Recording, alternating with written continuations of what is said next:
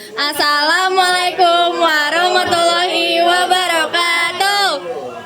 Yang terhormat Bapak Jamal selaku guru PPKN dari kelas 10B dan teman-teman yang kami sayangi dari kelas 10B. Di sini kelompok 2 akan menjelaskan mengenai Pancasila.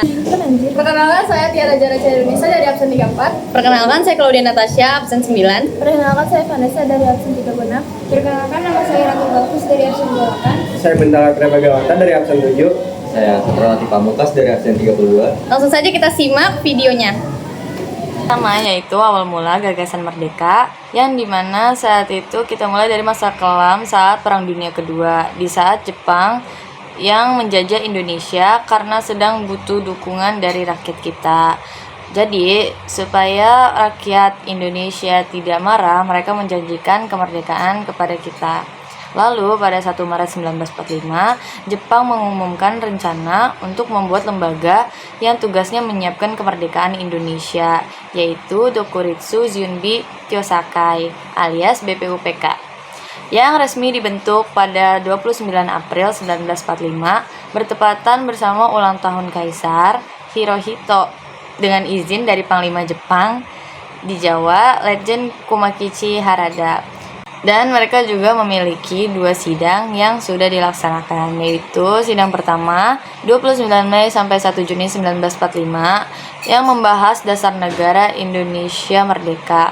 Dari sidang ini muncul gagasan-gagasan dasar negara dari tokoh-tokoh seperti Muhammad Yamin, Prof. Supomo, dan I.R. Soekarno yang kemudian melahirkan rumusan Pancasila pada 1 Juni 1945. Dan di sidang kedua ada membahas rancangan UUD termasuk bentuk-bentuk negara, sistem pemerintahan, wilayah, kewarganegaraan, dan ekonomi. Dari sini lahir Piagam Jakarta 22 Juni 1945 yang menjadi cikal bakal pembukaan UUD 1945 yang dilaksanakan pada 10 sampai 17 Juli 1945.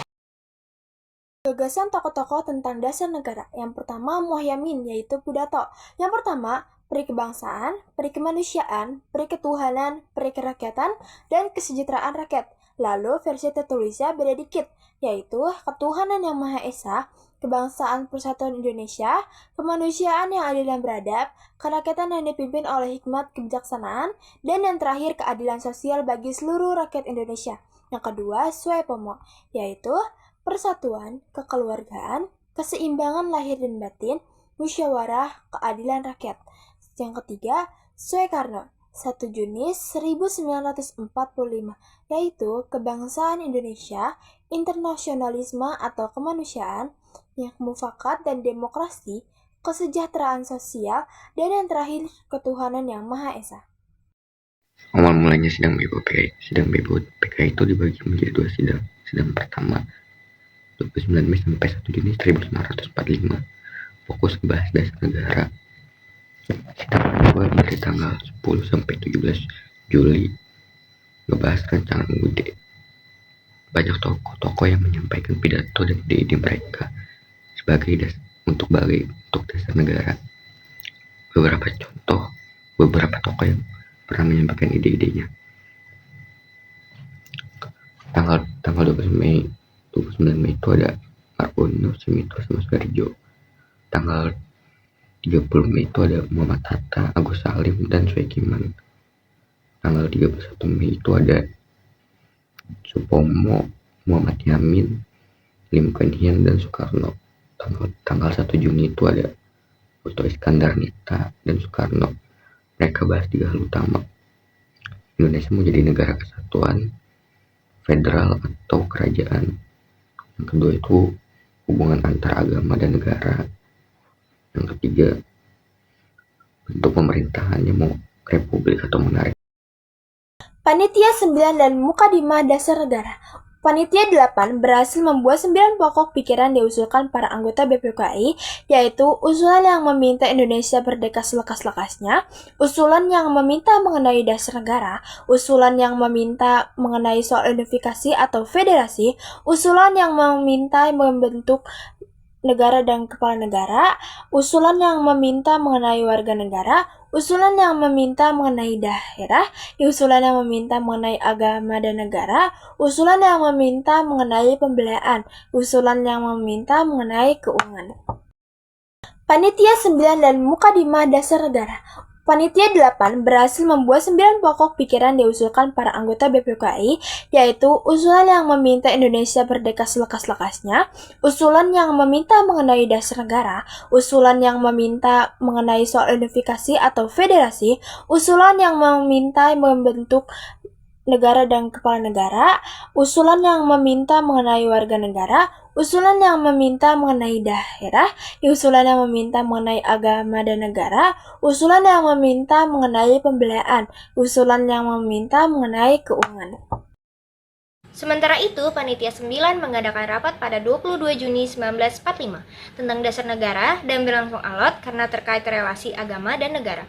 Dengan mengacu kepada seluruh masukan, para anggota BPUPK, terutama pidato Soekarno yang secara gamblang, menjelaskan dasar negara. Akhirnya disepakatinya rancangan asas atau dasar Indonesia Merdeka yang diberi nama oleh Soekarno sebagai Mukadimah. Muhammad Yamin menyebutnya sebagai Piagam Jakarta. Panitia 9 dan Mukadimah Dasar Negara. Kata-kata mana yang dihapus? Kata-kata dengan kewajiban menjalankan syarat Islam bagi pemeluk-pemeluknya. Karena khawatir dengan adanya 7 kata tersebut sehingga berpotensi terjadi perpecahan, hasil keputusan Panitia 9 tersebut kemudian dilaporkan ke hadapan seluruh anggota BPUPK pada 22 Juni 1945. Karena dianggap telah menyelesaikan tugasnya, BPUPK dibubarkan pada 7 Agustus 1945 dan dibentuklah PPKI pada 9 Agustus 1945. PPKI kala itu belum menjalankan tugasnya karena situasi Indonesia semakin memanas karena kekalahan Jepang. Seiring dengan itu terjadi kekosongan kekuasaan, sehingga situasi tersebut dimanfaatkan oleh para pendiri bangsa untuk mempercepat kemerdekaan Indonesia. Akhirnya Indonesia diproklamasikan oleh Soekarno-Hatta pada 17 Agustus 1945. Sehari setelah proklamasi kemerdekaan, 18 Agustus 1945, PPKI melaksanakan sidang. Dalam sidang inilah penghapusan 7 kata dalam Piagam Jakarta terjadi.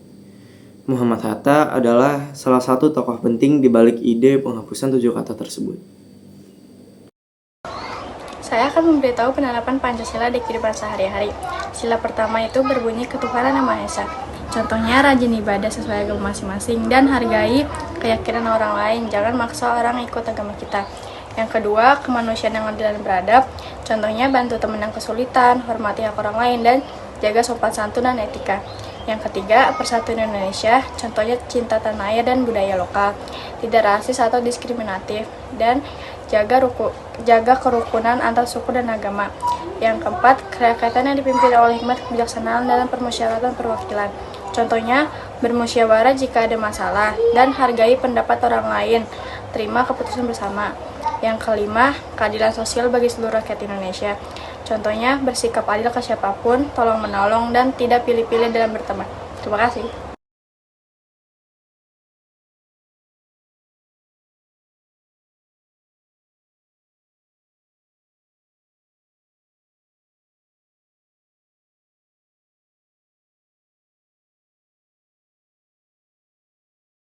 Pancasila di era medsos. Medsos itu tajam kayak pedang, disebut kebaikan dan juga perpecahan. Berikut beberapa cara yang relevan. Sila pertama, ketuhanan yang Maha Esa.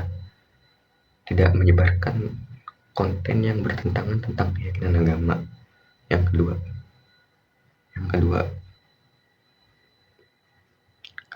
kemanusiaan yang adil dan beradab. Kita itu gak usah melakukan perundungan seperti body shaming, doxing, dan cyberbullying. Yang ketiga, persatuan Indonesia. Kita itu gak usah nyebarin konten yang berbau hoax dan ujaran kebencian. Yang keempat, kerakyatan yang dipimpin oleh hikmat kebijaksanaan dalam permusyawaratan perwakilan. Kita tuh bisa ngelakuin musyawarah daring di e-voting atau forum daring, dan kita dapat menghargai pendapat orang lain. Yang kelima, keadilan sosial bagi seluruh rakyat Indonesia.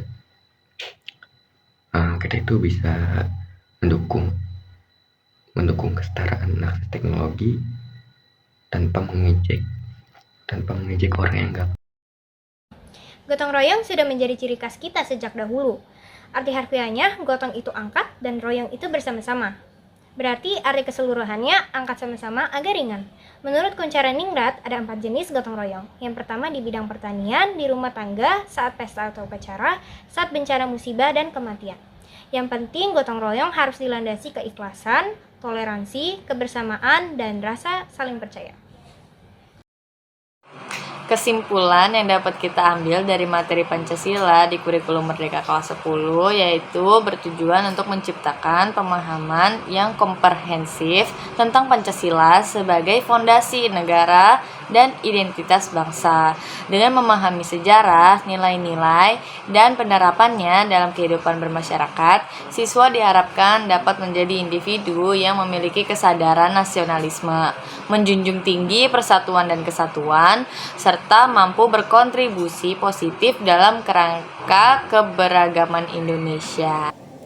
Sekian pembelajaran dari materi Pancasila. Semoga bermanfaat untuk kita semua. Wabillahi taufiq wal hidayah. Wassalamualaikum warahmatullahi wabarakatuh.